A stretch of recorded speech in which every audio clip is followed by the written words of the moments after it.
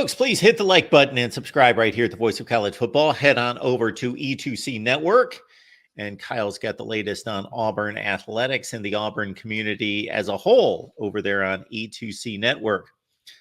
I'm looking at 9 hard commits. Yep. The most recent is an interior offensive lineman, Ty Buster from North Carolina. 5 4 stars, 3 of those ranked in the top 100. So off to a good start. Of course, May and June become crucial. A lot of camps, a lot of visits, weekend visits, and then we start to typically see more commits come in during the latter portion of the summer. So what's your assessment of the Hugh Freeze 2025 class at this point? Well, I think it depends on who you talk to. If you talk to some people, they're panicking because we've had some flips. In fact, we've had one flip.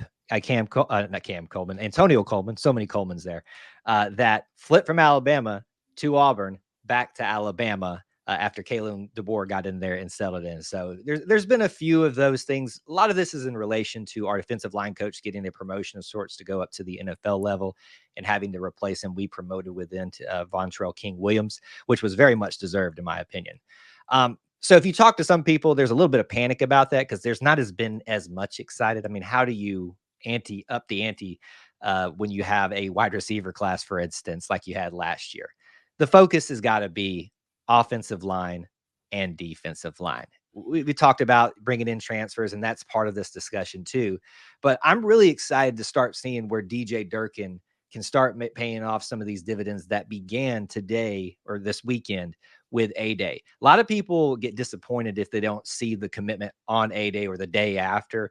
But that's where you plant the seed. That's where they see how much fun it is to be around Auburn people, the Auburn family, to see what the facilities are like, all that stuff. So those dividends will be paid much later. I'm just focused on how we can continue to further our our offensive line recruiting. You brought up Buster. That's a good start or a good continuation of what's already been there. There are some more out there that we probably really need to prioritize, because the reality is Auburn's got a really good group, I think, of young-ish guys that are starting to come along, but you need to start building up that next group of offensive linemen, because if you don't, you will end up exactly what you and I will be having the same conversation every single, however often we get together. Auburn's offensive line is terrible. We have got to make that a priority. And then on the same token, DJ Durkin building up that defensive line is a game of inches. You got to win it there. Please like the video, folks. You enjoy the content. Please give us a like and subscribe right here at the Voice of College Football. Head on over to E2C Network with Kyle and enjoy the Auburn discussion there. Kyle, we always appreciate you stopping by, and glad you enjoyed the A-Day and the entire weekend there at Auburn. It's always a great day to be in Auburn, Alabama, and I love every single time I can do it. Thanks for having me.